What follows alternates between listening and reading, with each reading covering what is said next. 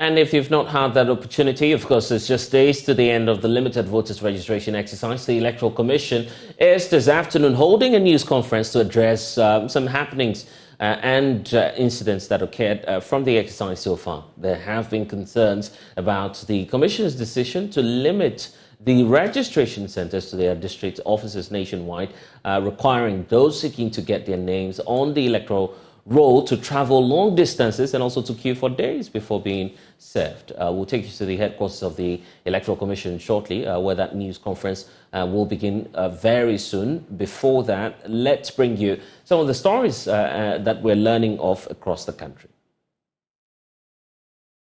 There is simmering tension between the New Patriotic Party (NPP) and the National Democratic Congress (NDC) in the ongoing limited voter registration exercise in the Tema West constituency, as the former accuses the latter of passing close to 700 non-constituents to register.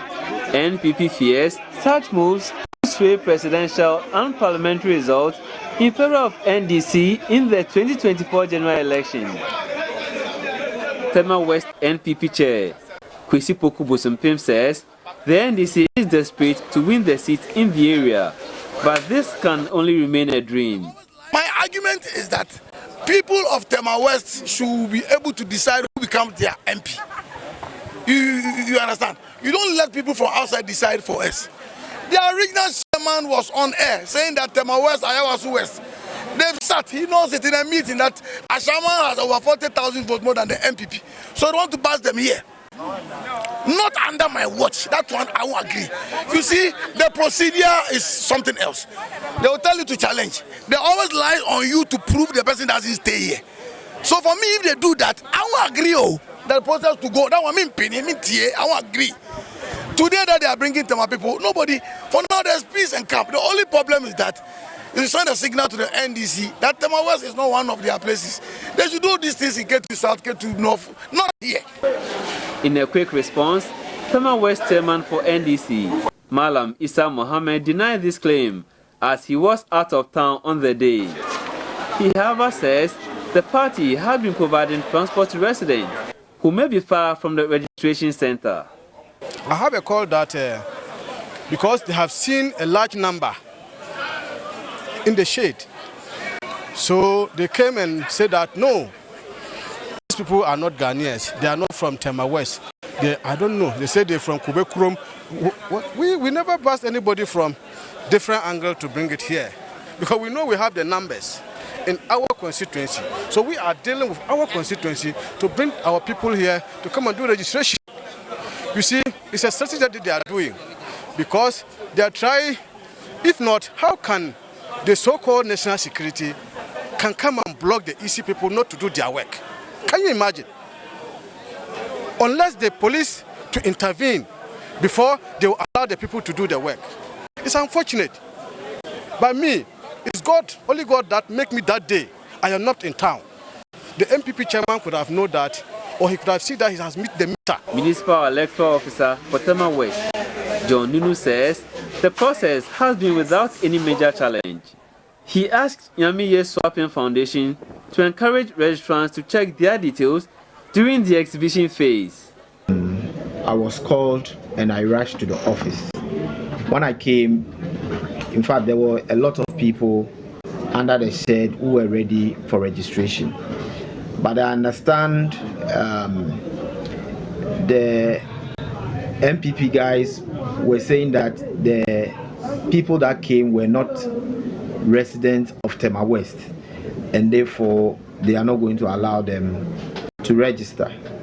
In fact, it became a banter between MPP and NDC. But through the assistance of the police, we were able to calm them down, and we explained to them that per the registration rules, you cannot prevent anyone from registering. Meanwhile, founder and president for Nyamiye Swapping Foundation, Robert Richard Swapping, has called for calm to ensure the registration exercise ends peacefully. So the foundation actually was set up in Tema West with a focus on health, education, music and other social interventions. So basically, to answer your question, yes, we are here to call for peace and calm. But as we all know, you do not go to the chief palace empty-handed. So coming here, we've taken it upon ourselves to ensure that at least everybody here is going to be having a hot meal, of course with a dessert, ice cream as a dessert, right? Then after, water and the others that will make a complete meal. Robert Richard Swapim urged residents in the queue to ensure they are registered to enable them exercise their constitutional rights. Kwame Yankesh reports for Joy News.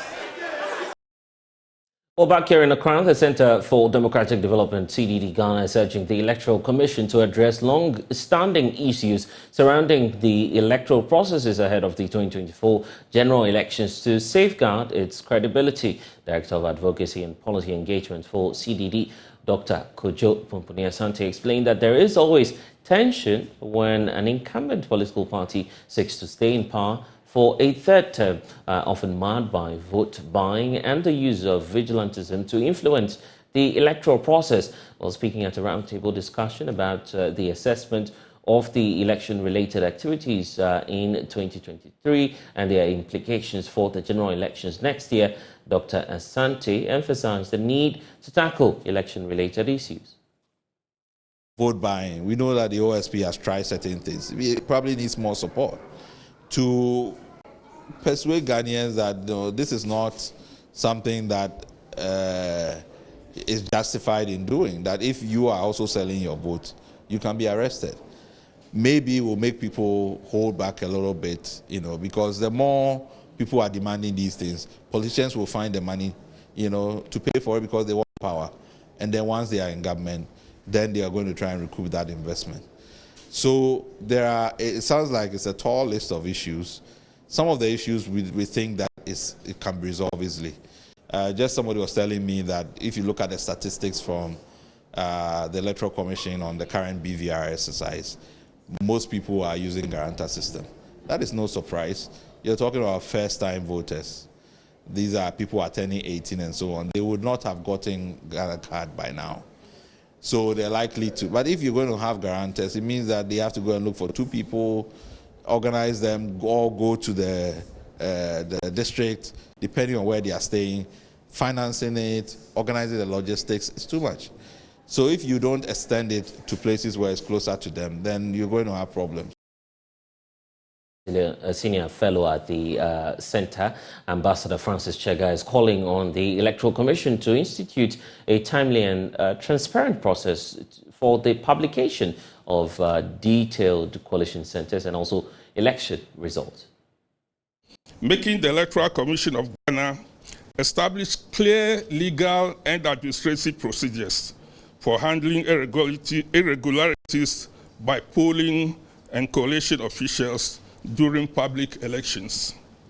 2, making the Electoral Commission institute a timely and transparent process for the publication of detailed polling station and coalition center results on the Electoral Commission's website ahead of the declaration of results of presidential elections. 3, getting the Judicial Service of Ghana to amend PNDC Law 284 to provide a shorter timeline for adjudicating parliamentary election petitions at the High Courts and Court of Appeal. 4, getting an enhanced affirmative action law that prescribes at least a 30% quota for women in governance and decision-making positions.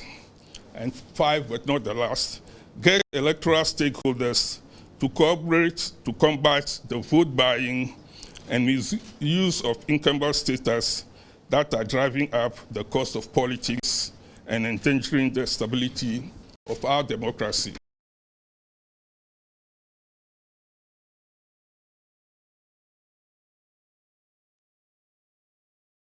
And of course, in a very short moment from now, we'll be expecting the Electoral Commission to address all of the emerging concerns out of its limited registration exercise. We're keeping our eyes there and, of course, bringing you that live press briefing by the EC, which is happening in a couple of minutes. Please stay.